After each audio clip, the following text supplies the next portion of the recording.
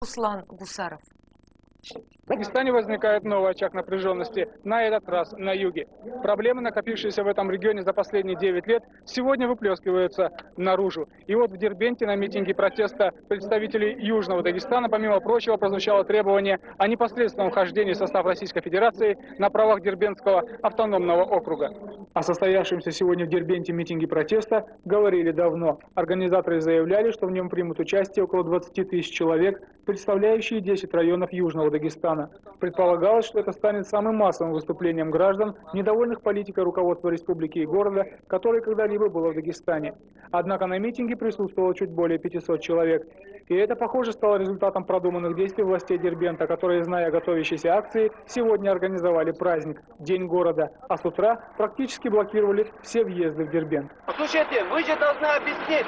Сегодня речь идет о вашей ответственности. Вы не пускаете. На основании чего вы это делаете? Мы на основании в городе проводится День города, чтобы не было провоз оружия. Столь неожиданный поворот событий вовсе не смутил организаторов митинга, а, судя по всему, еще больше распалил их. Народы Южного Дагестана отстранены от решения многих проблем. Южный Дагестан сегодня превращен в сырьевую базу дешевой рабочей силой допотопной технологии. Народы Южного Дагестана лишены политических прав.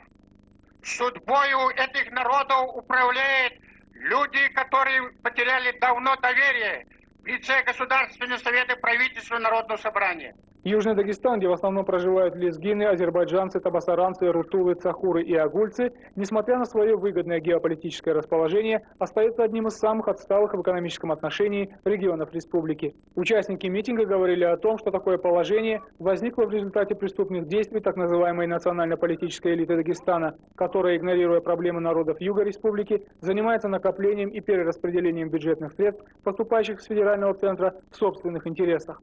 Участники митинга обвинили власти Дагестана и в том, что они ведут дискредитирующую кадровую политику в отношении выходцев с юга, а также не вкладывают средства в развитие экономики региона. В результате здесь самый высокий уровень безработицы в Дагестане. Принята резолюция, которую митингующие намерены отправить в адрес президента России, председателя правительства, председателя Государственной Думы и прокурора России, а также главы Дагестана, заявлено, что все имевшиеся внутриреспубликанские средства защиты интересов Южного Дагестана исчерпаны. В связи с этим митингующие просят создать специальную президентскую комиссию по решению проблем региона. Кроме этого, решено в ближайшее время созвать в Дербенте съезд представителей Южного Дагестана и придать ему характер учредительной власти, которая, возможно, будет управлять так называемым Дербентским автономным округом в составе Российской Федерации. Впрочем, чтобы принять такое решение, по замыслу организаторов, необходимо провести соответствующий всенародный референдум. Руслан Гусаров, Амир Амиров, телекомпания НТВ, Дербент.